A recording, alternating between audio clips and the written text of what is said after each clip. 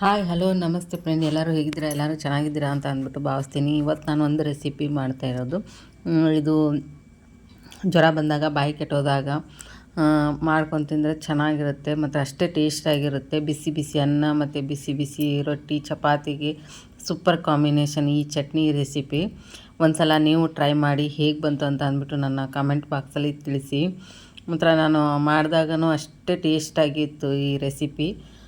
ಬನ್ನಿ ಯಾವ ಥರ ಮಾಡೋದು ಅಂತ ಅಂದ್ಬಿಟ್ಟು ತೋರಿಸ್ಕೊಡ್ತೀನಿ.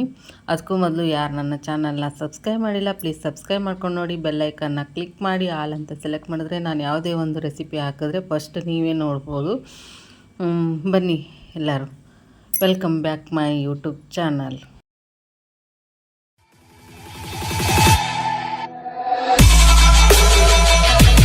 ಓಕೆ,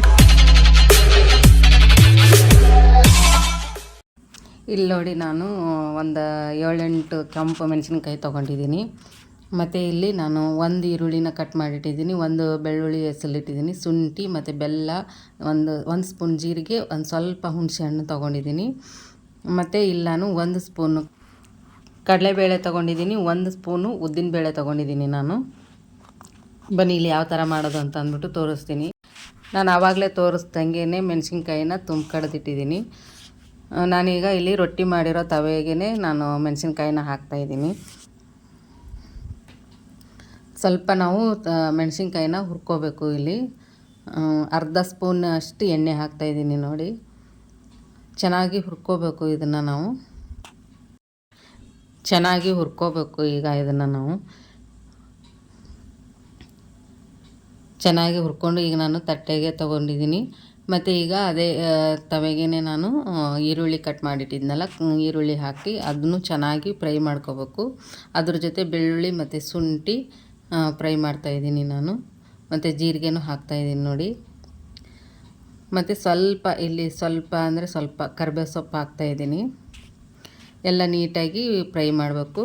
ಮತ್ತು ಕರಿಬೇವು ಸೊಪ್ಪು ಆದಮೇಲೆ ಕೊತ್ತಂಬರಿ ಸೊಪ್ಪನ್ನ ಹಾಕಿ ನಾನು ಒಂದು ಸ್ವಲ್ಪ ಎಣ್ಣೆ ಹಾಕಿ ಎಲ್ಲ ನೀಟಾಗಿ ನಾವು ಇದನ್ನು ಹುರ್ಕೋಬೇಕು. ಇಲ್ಲಿ ಈರುಳ್ಳಿ ಸ್ವಲ್ಪ ಹಸಿ ವಾಸನೆ ಹೋಗುವಂಗೆ ನಾವು ಹುರ್ಕೋಬೇಕು. ಈಗಿದು ಹುರಿದಿರೋದನ್ನ ನಾನು ತಟ್ಟೆ ತಗೊಂಡು ಈಗಿದೆ ತವೆಗೇ ನಾನು ಕಡಲೆಬೇಳೆ ಮತ್ತು ಉದ್ದಿನಬೇಳೆ ತೋರಿಸಿದ್ನಲ್ಲ ಅದನ್ನು ಹಾಕ್ತಾಯಿದ್ದೀನಿ. ಇದನ್ನು ಅಷ್ಟೇ ನಾವು. ಮತ್ತು ಇದು ಹುರಿಬೇಕಾದ್ರೆ ಸ್ವಲ್ಪ ಸ್ಟೋವ್ನ ಲೋ ಫ್ಲೇಮಲ್ಲೇ ಇಟ್ಟು ಹುರಿಬೇಕು ನಾವು. ಲೋ ಫ್ಲೇಮಲ್ಲೇ ಇಟ್ಟು ಹುರಿಯೋದ್ರಿಂದ ಕಡಲೆಬೇಳೆ ಮತ್ತು ಉದ್ದಿನಬೇಳೆ ಸೀದೋಗಲ್ಲ, ಇಲ್ಲಾಂದರೆ ಸೀದೋಗುತ್ತೆ. ಇಲ್ಲಿ ನೋಡಿ ನಾನು ಸ್ವಲ್ಪ ಎಣ್ಣೆ ಹಾಕಿ ಮತ್ತು ಹುರಿತಾ ಇದ್ದೀನಿ. ಇಲ್ಲಿ ಉದ್ದಿನಬೇಳೆ ಮತ್ತು ಕಡಲೆಬೇಳೆ ಸ್ವಲ್ಪ ಗೋಲ್ಡನ್ ಕಲರ್ ಬರೋ ಥರ ನಾನು ಹುರ್ಕೋತಾ ಇದ್ದೀನಿ. ಮಾತ್ರ ಚೆನ್ನಾಗಿ ಇರುತ್ತೆ ಇದು ಬಿಸಿ ಬಿಸಿ ಅನ್ನಕ್ಕೆ. ಮತ್ತು ಜ್ವರ ಬಂದಾಗ, ಬಾಯಿ ಕೆಟ್ಟೋದಾದಾಗ ಮಾಡ್ಕೊಂಡು ತಿಂದರೆ ಅಷ್ಟೇ ಟೇಸ್ಟಾಗಿರುತ್ತೆ ನೋಡಿ. ನಾನೀಗ ಎಲ್ಲ ಹುರಿದಿರೋ ಒಂದು ತಟ್ಟೆಗೆ ಹಾಕಿಟ್ಟಿದ್ದೀನಿ. ಅದೇ ಇದಕ್ಕೇ ನಾನು ಒಂದು ಸ್ವಲ್ಪ ಬೆಲ್ಲ ಮತ್ತು ಹುಣಸೆ ಹಣ್ಣು ಹಾಕ್ತಾಯಿದ್ದೀನಿ. ಮತ್ತು ರುಚಿಗೆ ತಕ್ಕಷ್ಟು ಉಪ್ಪು ಹಾಕ್ತಾಯಿದ್ದೀನಿ. ಇಲ್ಲಿ ನಾನು ಸ್ವಲ್ಪ ಅರಿಶಿನ ಪೌಡ್ರ್ ಹಾಕ್ತಾಯಿದ್ದೀನಿ. ಈಗ ಇದನ್ನು ಎಲ್ಲನೂ ನಾನು ಒಂದು ಮಿಕ್ಸಿ ಜಾರ್ಗೆ ಹಾಕಿ ಗ್ರೈಂಡ್ ಮಾಡ್ಕೊಂಡು ಬರ್ತೀನಿ ನಾನು ನೋಡಿ. ಇಲ್ಲಿ ಮಿಕ್ಸಿ ಜಾರ್ಗೆ ಹಾಕ್ತಾಯಿದ್ದೀನಿ.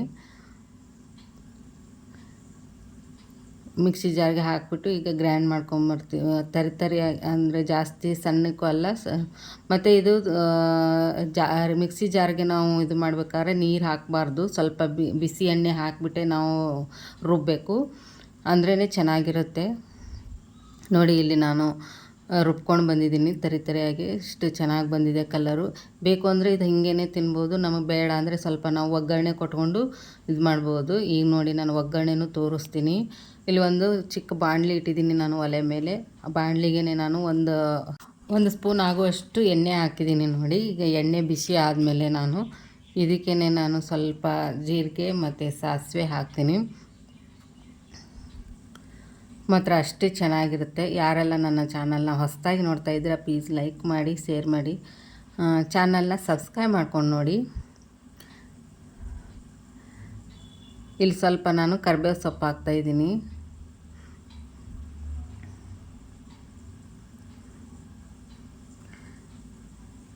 ಈಗ ನಾವು ರುಬ್ಬಿರೋ ಅಂಥದ್ದನ್ನ ನೋಡಿ ಅಲ್ಲಿ ಇದಕ್ಕೆ ಬಾಣಲಿಗೆ ಹಾಕ್ತಾಯಿದ್ದೀನಿ. ನೋಡಿ ನಾನೀಗ ಬಟ್ಲಲ್ಲಿ ತೆಗೆದು ತೋರಿಸ್ತಾ ಇದ್ದೀನಿ ಎಷ್ಟು ಚೆನ್ನಾಗಿ ಕಲರ್ ಬಂದಿದೆ. ಒಂಥರ ಬಿಸಿ ಬಿಸಿ ಅನ್ನಕ್ಕೆ ಅಷ್ಟೇ ಚೆನ್ನಾಗಿತ್ತು ನಾನು ಮಾಡಿದಾಗ. ಬಾಯಿಗೆ ಚಪ್ಪರ್ಸ್ಕೊಂಡು ತಿಂತೀರಾ ಮಾತ್ರ ಅಷ್ಟೇ ರುಚಿಯಾಗಿರುತ್ತೆ. ಒಂದು ಸಲ ನೀವು ಟ್ರೈ ಮಾಡಿ ಹೇಗೆ ಬಂತು ಅಂತ ಅಂದ್ಬಿಟ್ಟು ನನ್ನ ಕಮೆಂಟ್ ಬಾಕ್ಸಲ್ಲಿ ತಿಳಿಸಿ. ಇಲ್ಲಿ ನೋಡಿ ನಾನೀಗ ಬಿಸಿ ಬಿಸಿ ಅನ್ನಕ್ಕೇ ಸರ್ವ್ ಮಾಡಿ ತೋರಿಸ್ತಾ ಇದ್ದೀನಿ. ಮತ್ತು ಕಲ್ಲರು ಅಷ್ಟೇ ಚೆನ್ನಾಗಿತ್ತು ಚಟ್ನಿದು. ಮನೇಲಿ ಏನೇ ತರಕಾರಿ ಇಲ್ಲ ಅಂದರೆ ಒಂದು 4 ಮೆಣಸಿನ್ಕಾಯಿ, ಒಂದು ಈರುಳ್ಳಿ ಇದ್ದರೆ ಸಾಕು, ಅಷ್ಟು ಬೇಗನೂ ಮಾಡ್ಕೊಳ್ಳುವಂಥ ರೆಸಿಪಿ ಇದು. ಬಾಯಿ ಕೆಟ್ಟೋದಾಗಂತೂ ತುಂಬ ಚೆನ್ನಾಗಿರುತ್ತೆ, ಟೇಸ್ಟಾಗಿರುತ್ತೆ. ಒಂದು ಸಲ ನೀವು ಟ್ರೈ ಮಾಡಿ ನೋಡಿ.